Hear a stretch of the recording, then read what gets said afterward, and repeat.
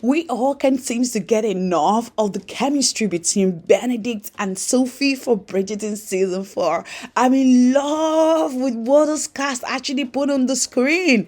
The feeling, the chemistry, the emotions. They're so like, oh, can this guy be a real life couple? Benedict, Sophie, and not just only me, a lot of people don't want it to end. They want part 1, part 2, part 3, part 4, part 5, part 6.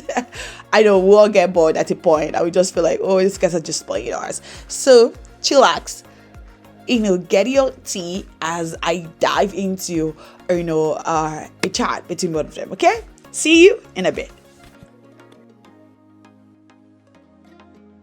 By the way, no, I won't be your mistress. Get my purse. Can you give me some 50 cents? Yeah. I feel like you were squeezing me with your inner thighs, so I wouldn't slip.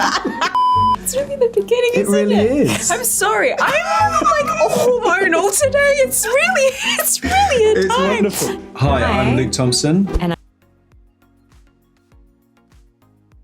need to start with the end half of the first season.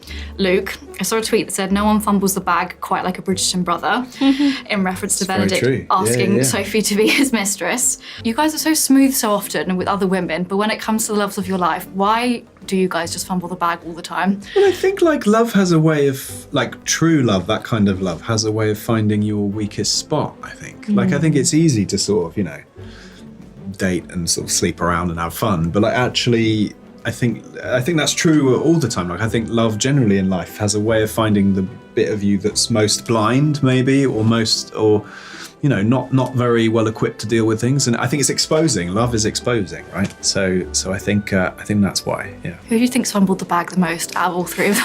Ooh, I mean, Benedict is quite a bit. It's pretty big, and also I think it's carried throughout the season. I think the others maybe have fumbling moments, but I think. Yeah, Benedict has a real blind spot, both literally in terms of recognizing, but also in terms of just not seeing that he has to commit and he has to make a sacrifice in order to do something meaningful with someone, I think. Yeah. You've mentioned being blind. Everyone is so frustrated. I was screaming at the TV. Me and my sister watching it. Why? I'm glad. Why do you not notice this gorgeous woman in front of you? Well, it's not about that. I think everyone is blind. I feel like people often say that with a little hint of smugness. And actually, I think there's always that thing that when it's ourselves, we don't see. And that everyone else can see. And everyone else is like, can't you see that this is what's going on? Or can't you see this aspect of yourself? And when it's you can't.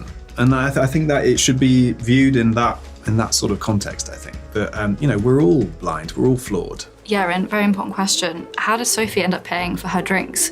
Because she doesn't go back and get her coin purse. You interrupt her. That's a really good point. I have thought about this. Yeah, come on.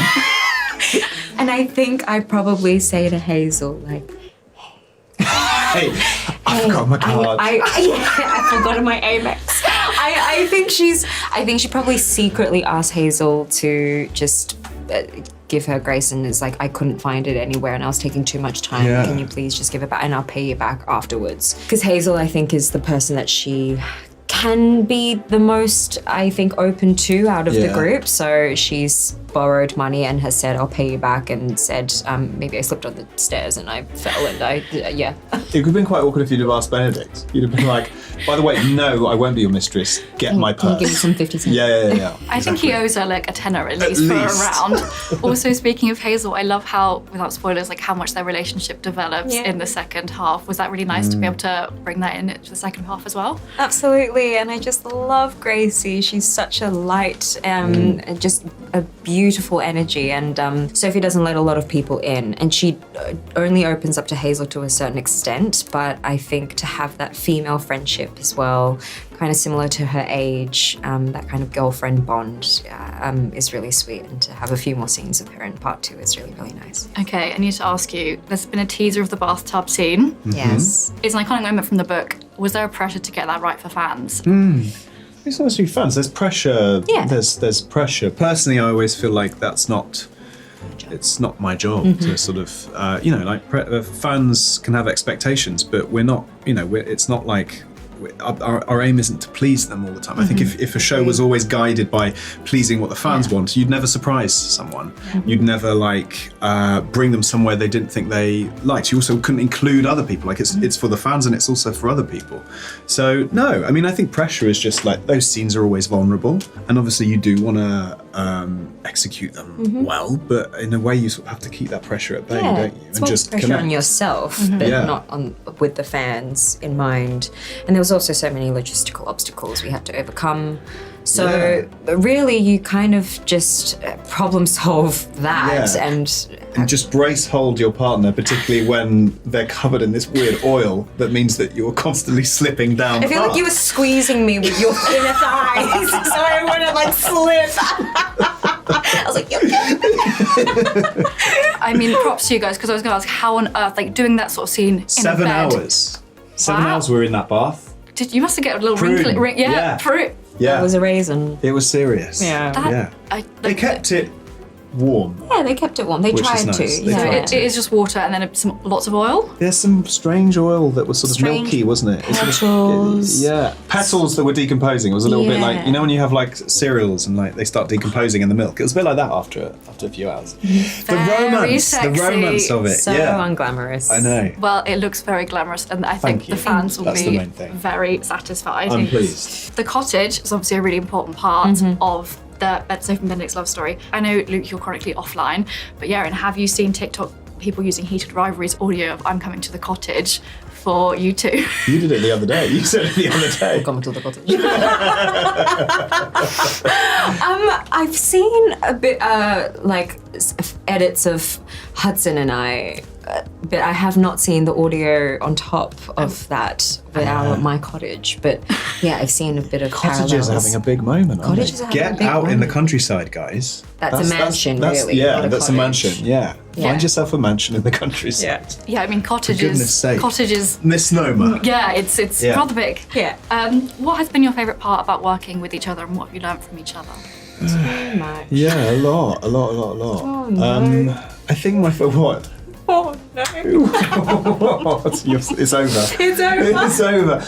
No, it'll never be over. We'll always be Benedict and Sophie. That's my favourite thing, maybe, is that actually in a strange kind of way, like that's never going to end. Like we'll always have been these two people doing this show. And no one else has done that. No one else has played these characters. It's really the beginning, isn't it? It really is. I'm sorry. I'm like hormonal today. It's really It's wonderful. But it's true. I think that is my favourite thing. I think I'll hold on to the fact that, we did it. We did it together. Yeah. Yeah, it's just us. And it's a gift. Yeah. And it's a memory I'll always cherish. Agreed. Yeah. I don't even know where to go from there now. Neither do I. I was just like, oh my God.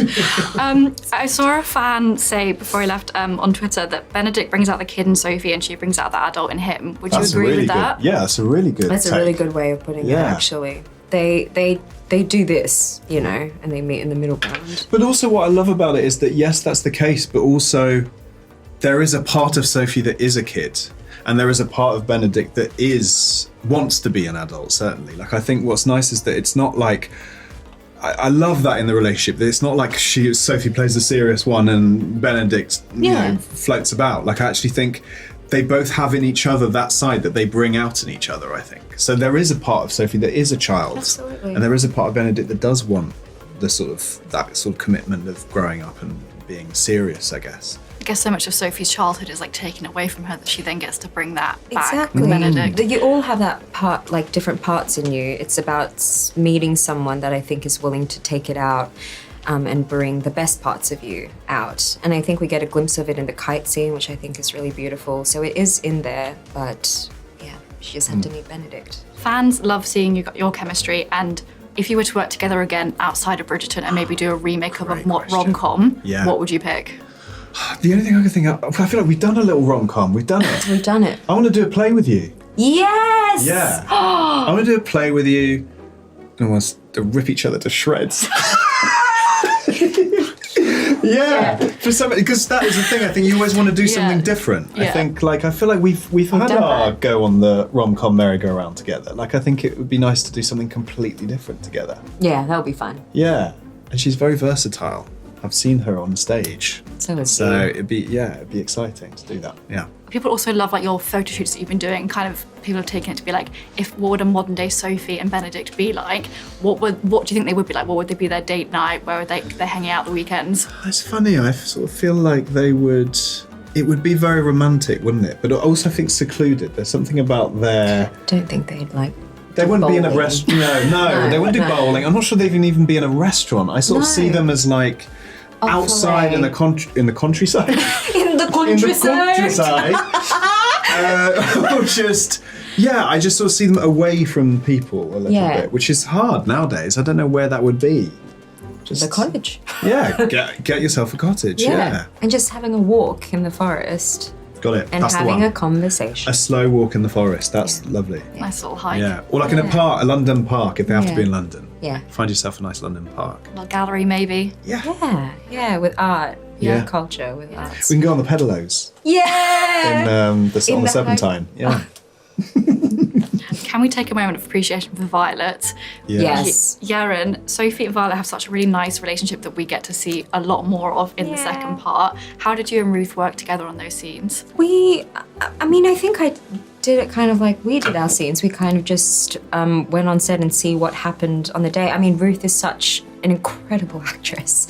And she has this strange like maternal quality anyways. And I knew that she's fantastic. So I really was just open to receiving whatever she was going to give me and vice versa. So just be present as possible. Thanks for watching.